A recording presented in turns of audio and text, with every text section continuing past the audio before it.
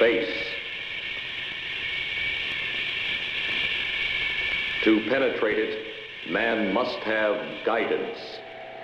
Guidance to be found in the power of the gyroscope. This is the story of the unlocking of the guiding power and of the man who unlocked it. In the 1880s, Elmer Sperry attended Cornell University, an early center of the science of electricity. Rapidly absorbing electrical principles, he developed a new carbon arc light and was soon making his reputation in other practical applications of the science. An established success at the age of 50, Sperry turned his inquiring mind to finding an engineering application for the gyroscope.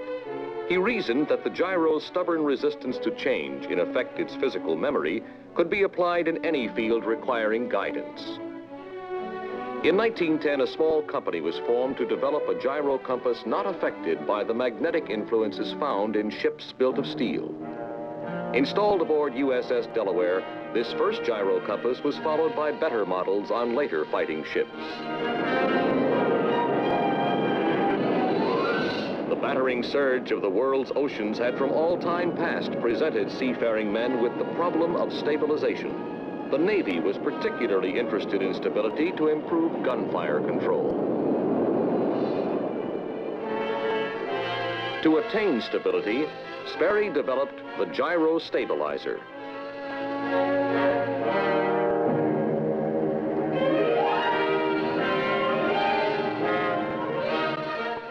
It achieved the desired result of calming the wild sea. Sperry now turned to other fields in which these applications might be used. Though man had flown successfully, early aircraft development was a matter of much trial and much error.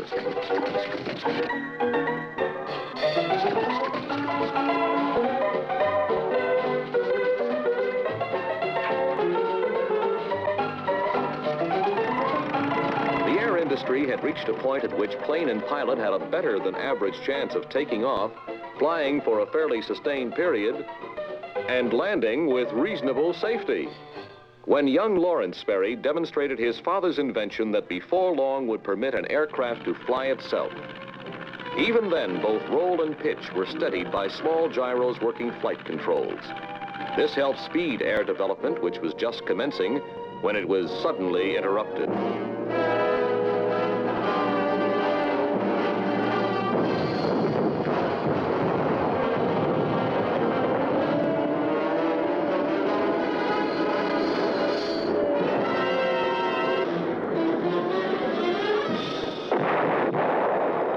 Wolfpacks provoked a determined American response. And a deadly surprise. Whole batteries could combine firepower on a target pinpointed by gyros. All that these young pilots demanded of a plane was more speed and maneuverability.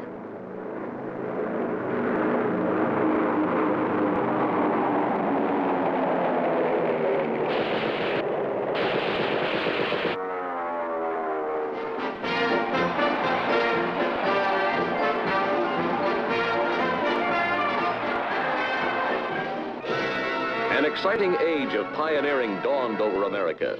Some new devices built by Sperry Gyroscope permitted further experiments by early aviators. Combining these, Sperry engineers created the world's first guided missile. This aerial torpedo originated for the Navy in 1915. And after scores of successful shots, the idea was continued by the Army in the 1919 Bug project. These were not easy developments.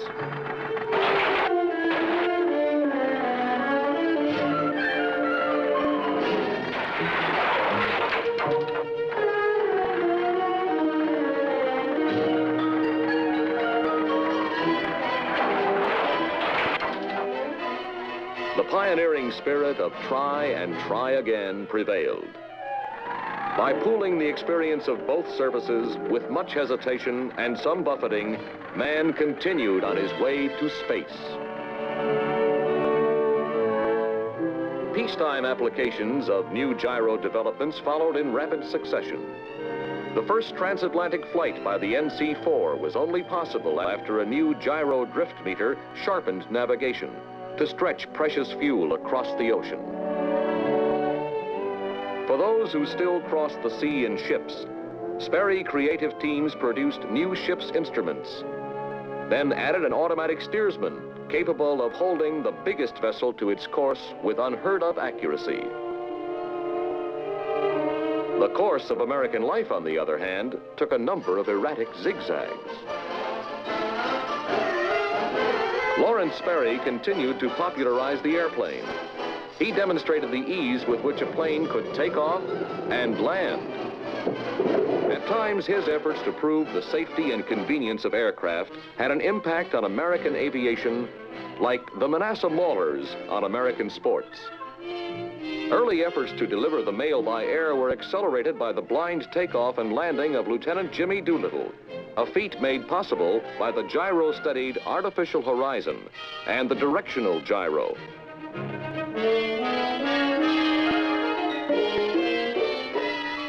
The years passed. The mighty Babe went round the bases.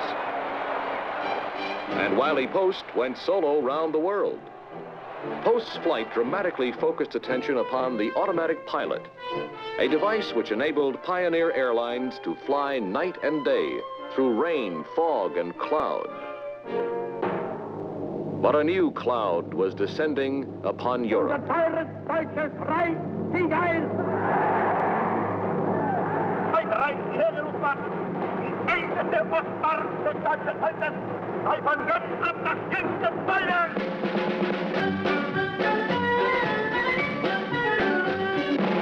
The American production team geared up to aid its embattled former ally.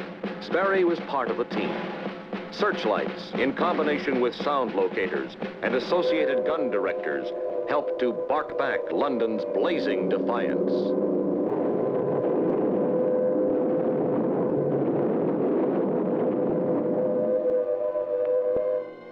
On the other side of the globe, a day that shall live in infamy struck the American people like a thunderbolt.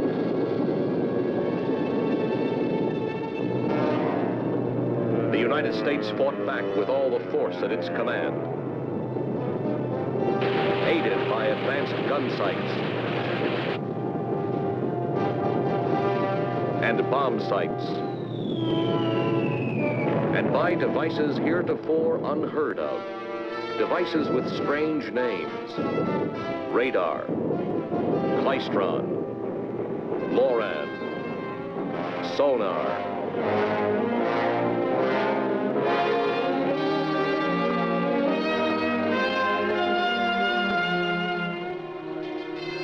Sperry workers took justifiable pride in their share of the final victory. But all too soon came the call for even newer versions of weapon systems. The MIT Sperry radar gun sight gave our pilots a 13-to-1 kill ratio in Korea. Equally effective on the ground was the automatic radar ranging and aiming of the Sky Sweeper.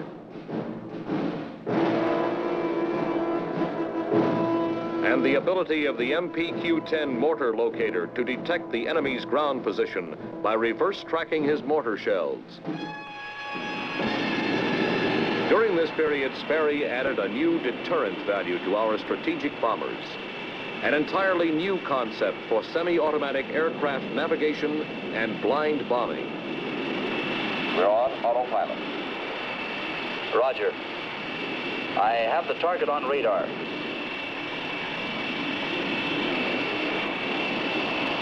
The PDI is centered. You have second station. Roger. On a bombing mission, the K system and its complex computers guides the aircraft to its target and calculates the bomb path with deadly accuracy.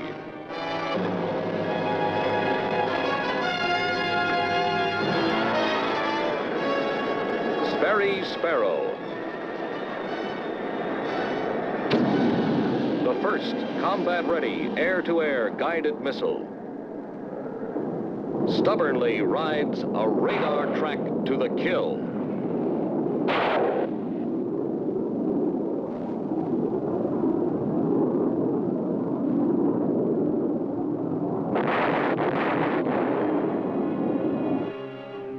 Guidance systems accurately direct atomic submarines to any point in the world's oceans, from which they can fire Polaris, with launching data supplied by Sperry computers and inertial controls. Advanced radars in combination with improved guidance systems direct Talos and Terrier for the Navy, while for the Army, complete new Sergeant missile systems are ready with fast-moving launchers and fire controls.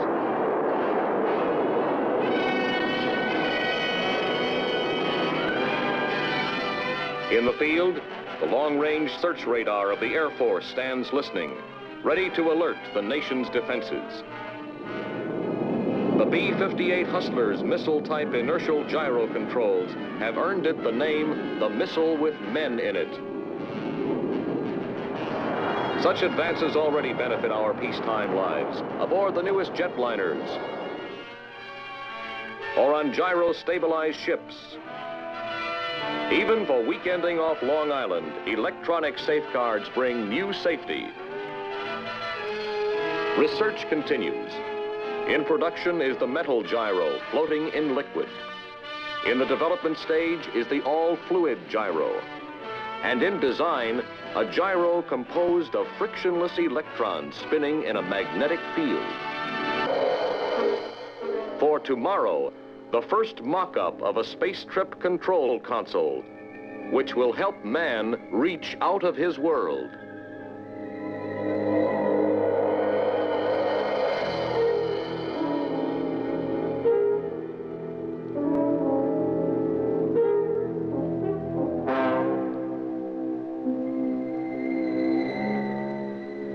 A complex system of computing devices which will plot his entire flight, direct him along his required course, and monitor itself through all stages of the journey. Man is ready. He stands at the threshold of space. When he penetrates it, he will have guidance.